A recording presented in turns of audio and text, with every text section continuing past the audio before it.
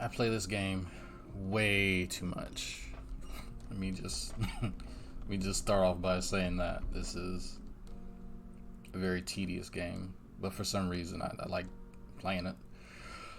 Uh, I don't know, it's relaxing. But I'm gonna take a break from my usual nonsense, and I kind of consider my commentary on events and people and that sort of thing just to be nonsense. Some people find it informative, and that's on them. But I guess once you do it every day, it's not really anything unique. So to each their own. But I told Shannon, aka some people know her as Creepshow, that I was going to make a video, and it's going to be a bit different. I've made videos like this before, but for folks who I guess aren't familiar with me and my background, it may not make much sense. So I figured, why not kind of start from the top or the beginning, depending on how you look at it. So, where to begin? Hi, my name is Dragnauct. No, that is not my real name. My real name is Alfred. Yes, I'm a black guy named Alfred. I have an old man name. I am from a place called Slidell, Louisiana. It is in St. Tammany Parish, and I know no one knows where that is. It is not, some bumfuck area, but, like Bogalusa. But, it is, and I have to always do this, it is about 2 hours east of New Orleans, since everyone uses that as a landmark for things in Louisiana, which is fine, but I find that funny. So, yeah, that's where I'm originally from. I've moved around and lived in so many states. Mississippi, that's been fun. North Carolina. I've lived in California at one point, actually for a few years, I'd say one point. Back to Louisiana, back to North Carolina, which is a long story, which I actually will make a separate video just describing how me and my wife actually got together, because the tale is so long that we've never been able to finish it while we've been in the car or any time that we said that we're going to finish it. We keep naming it The Story of Us Part 1 and never get to Part 2. But I digress. Yes, that deserves to be its own story, its own lifetime story. As a matter of fact, it's that sad. It's one of those almost too surreal to be real stories. And I may be playing it up a bit, but there's loss and there's betrayal and there's all that stupid shit that nobody cares about until it happens to them. So yeah, I'm still salty. Anyway. I grew up feeling a lot of the things that Shannon, and by the way, if this is not your type of video, I probably should preface this. This is primarily to her. Occasionally I will make videos solely to individual people or people who may feel that they identify with some of these things. The things that happen in her life, such as being homeless. That's something that I definitely relate to. On a few different levels, but I'll get to that. Actually, before I forget this, kind of what sparked me to make this video. I've been listening to some of her stuff since Creepo McCrae has been obsessing over her and her followers, which I think are primarily young women. He seems to have a habit of targeting women, and then now almost exclusively young women. I don't know why that is, but you can speculate. And so I actually said, okay, so who is this person? Let me see. Oh, okay, cool. She does commentary. She does commentary like me. Okay, cool. Oh, man, I sat down and listened to some of it, and she has the same exact feelings about her commentary that I do. It's just silly. I just do it, and people enjoy it. I don't know why. Why are you giving me money for saying things that I would say on any given day? I'm just a person.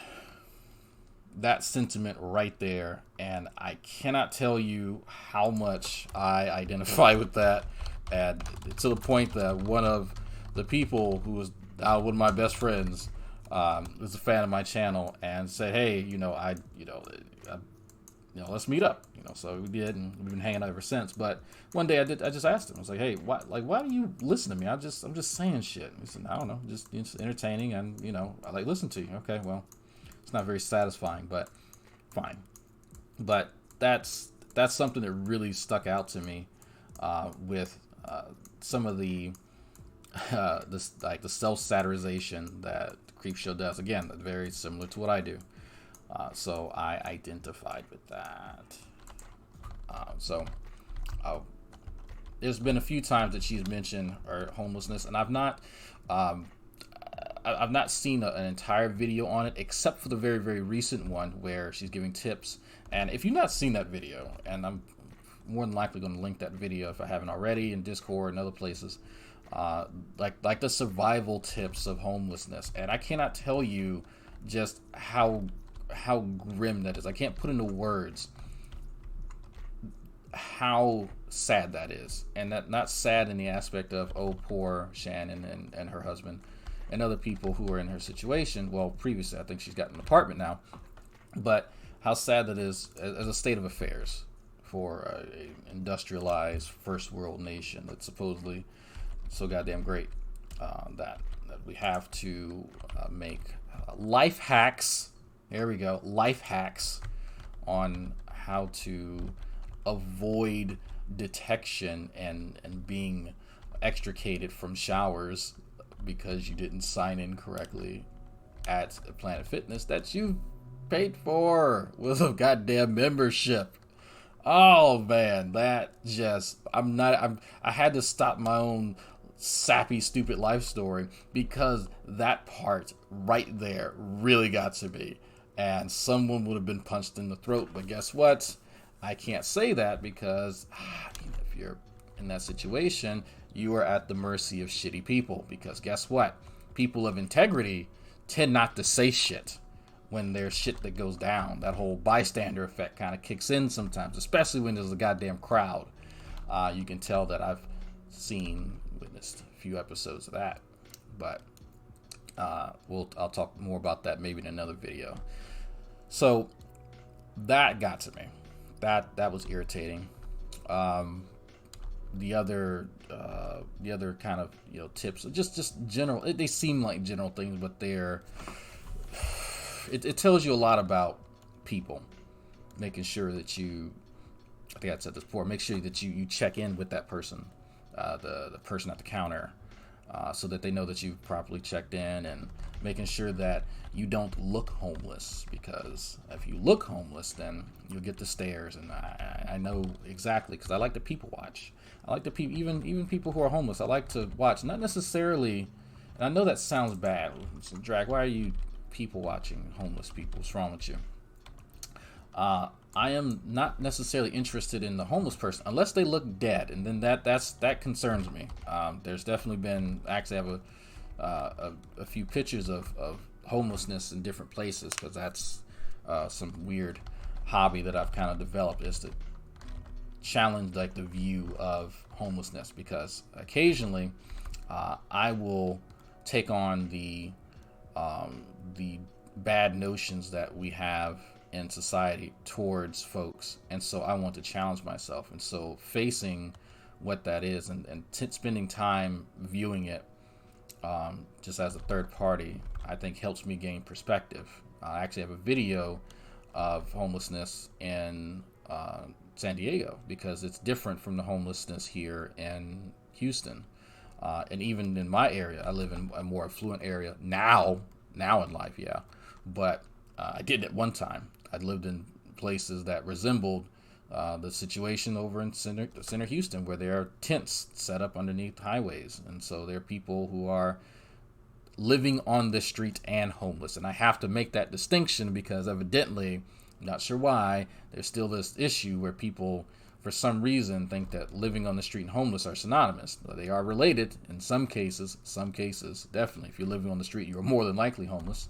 But homelessness means, and I can't believe I had to actually say this, you don't have a home, habitation, an apartment, a house, a goddamn 4 walls and a ceiling and a floor. Like, that's That the fact that I had to say that kind of tells you who is all the goddamn messages. The fact that I had to say that bothers me, because I actually did end up seeing. I ended up seeing a comment by some fucker, which he seemed to. I'm not sure what he thought he was doing. I'm not going to pretend to be psychic, but this person had was criticizing Shannon because what did he say? You're not homeless. You live in your car. And my thoughts: are you fucking stupid? Like, that's my initial visceral reaction. Of course, it's the internet. Of course, he's fucking stupid. Absolutely. I'm sorry. Oh, you're going into Burger Kings and McDonald's and Starbucks to go piss. You trying to take showers at home fit. If World Fitness gyms, Gold's Gym, all these places. Like, but you're not home. You live in your car. The logic on some of these motherfuckers, I swear to God, man, to give you a PhD, you are fucking smart. Absolutely, genius level. Goddamn, 120 IQ there, buddy. Fuck. I can't. I really can't. I'm hoping like that's like trollish shit. Like, people just honestly trolling.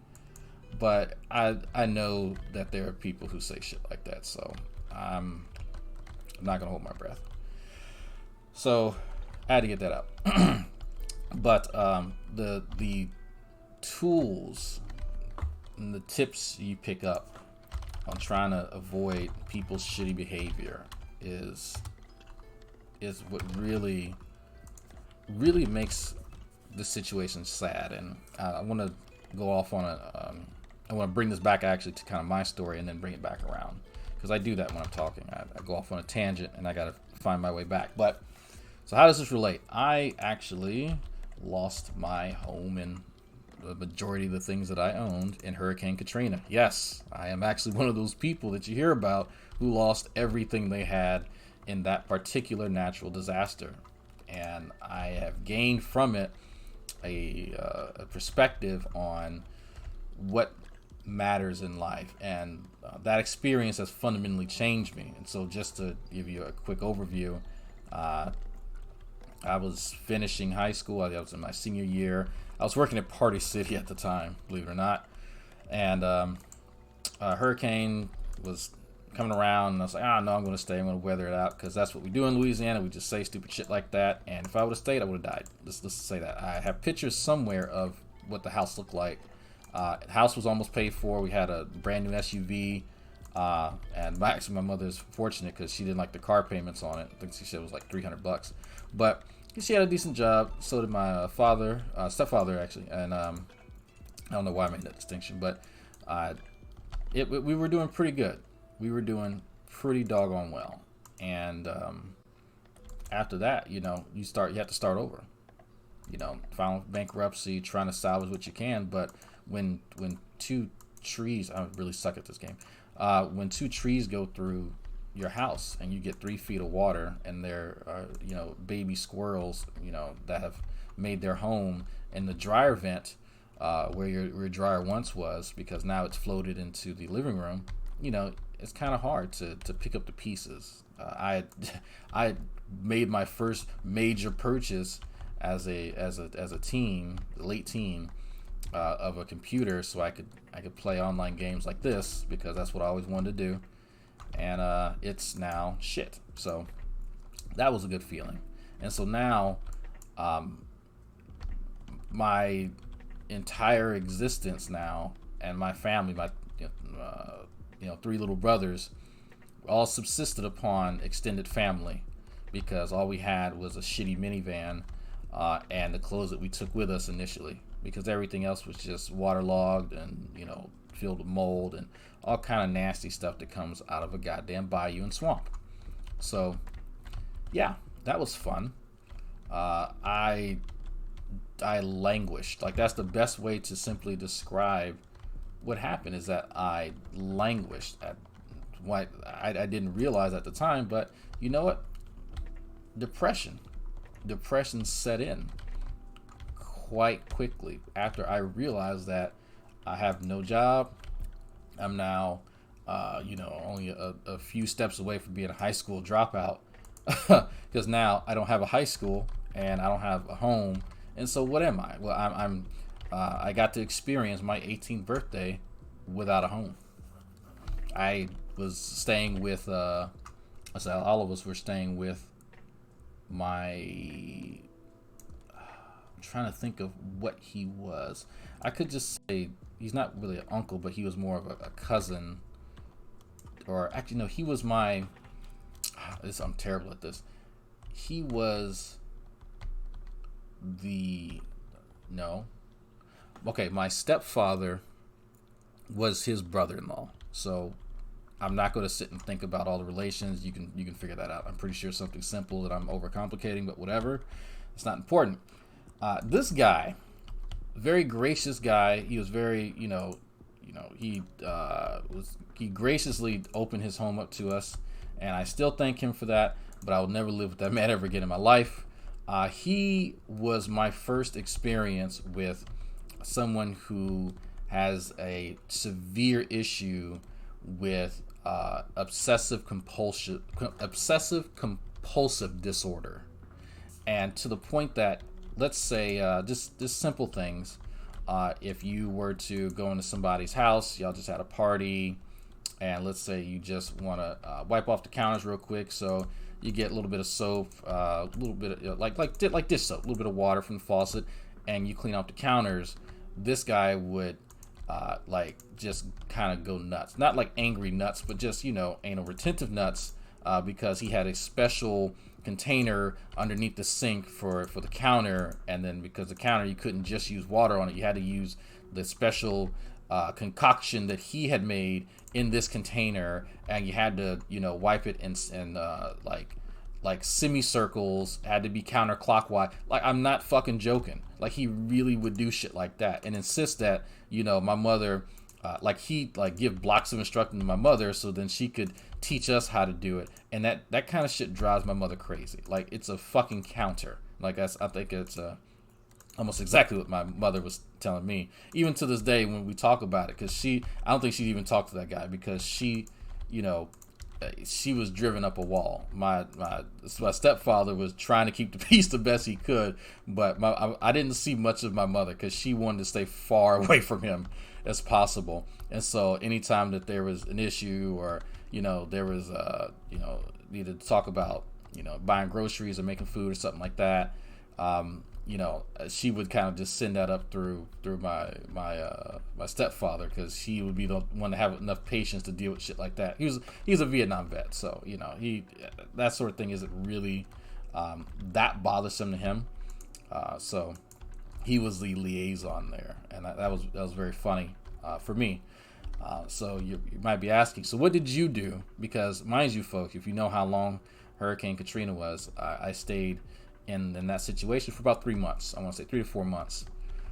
And during that time, I just went through just a deeper depression. At the time, mind you, I also thought, that I was still in a long distance relationship with my then girlfriend, now wife.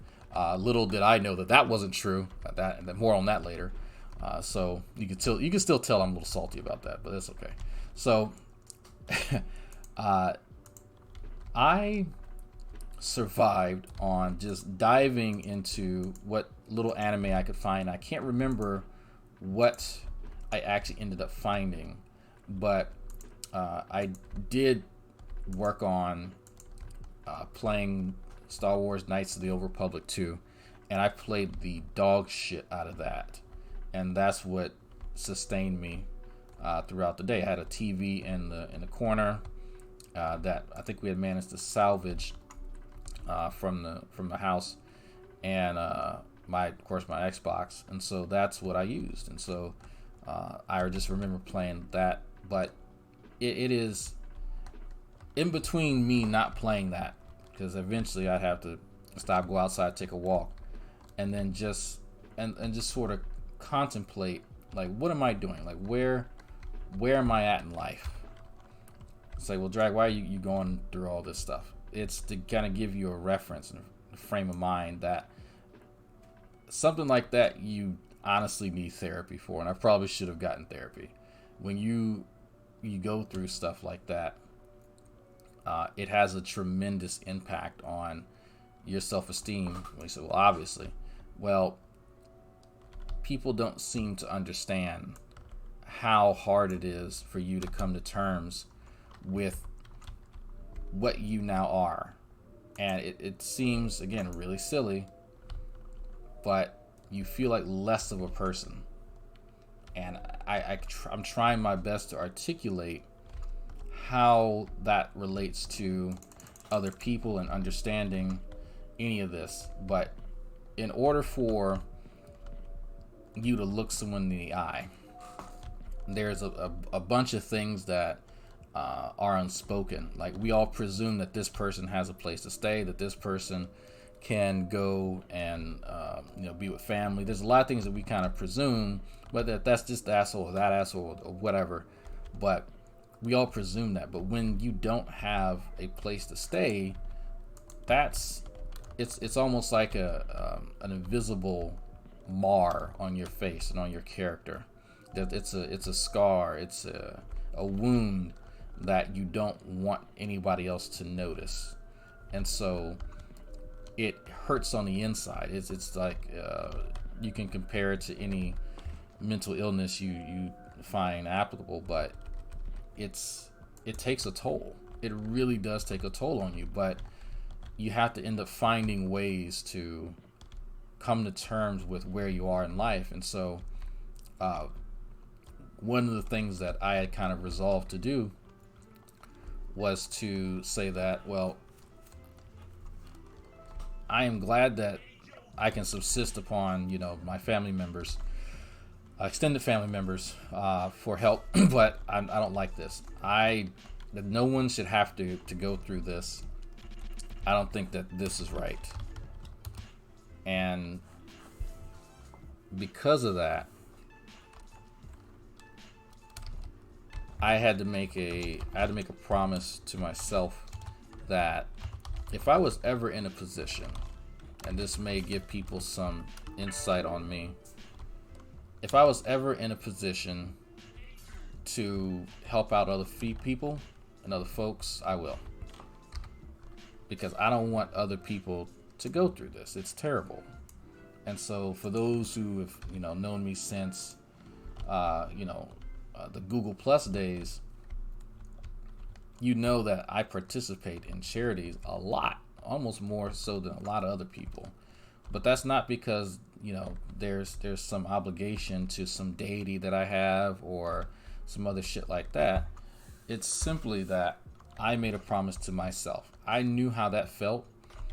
I understand first-hand experience on how it feels to be without, to feel like you're worthless, to feel helpless, and that's a terrible feeling. And I don't like the idea that other people feel that way, especially when they don't deserve it. But that's something that I kind of resolved myself to fix, and so that's why I work now with folks to make sure that if I'm going to be put in a position, I'm going to be put into a place of power or a position where I can influence others, that's going to be for the better. That doesn't mean that I'm all of a sudden going to stop being a petty asshole that I am. Absolutely not. Some people deserve shit. But there are people who, life hits them and they're trying their best to make it better. But you know what? Sometimes they need a hand. And so that's kind of where I come in. And so it is my hope that Shannon Creepshow finds it within herself to continue to use these situations to edify herself, to galvanize her resolve. Because I can tell you, as somebody who has been in these situations, I went from that situation to, I'm using the word situation a lot, to living in North Carolina, to finishing high school. I was just kind of like, fuck it, I'm just going to do whatever I want. I could have joined the military, but I didn't. I decided, you know what, let me go to school. Didn't know what I wanted to go to school for. And I'm just a quick version. So I went back to Mississippi and started going to high school, or started going to community college. And then after about 2.5 years, I went to the University of Louisiana at Lafayette. I thought I was going to get a degree in psychology. And yes, I used to be a psychology major. I was one of those guys. I went from business to psychology. I'm just all the stereotypes. Oh man, it's terrible. But I was undisciplined. Really did not understand what I wanted to do in life, and so I ended up just quitting because I had way too many student loans already, and I didn't have real good direction or good grades. So I just started working at Home Depot for full time. I was already working there, and I didn't really see my life going anywhere. I was making $10 an hour as an appliance specialist and in a broken ass car. But that time, I now had a fiance, and so I can't have a family when we're barely sustaining ourselves. Like we're not above water, and we're having to do dates on to IHOP. Like that was our date night. That was fancy. IHOP was fancy, and we're checking our bank accounts just to make sure. Okay, about $20. Okay, we go Dutch. That's kind of our thing.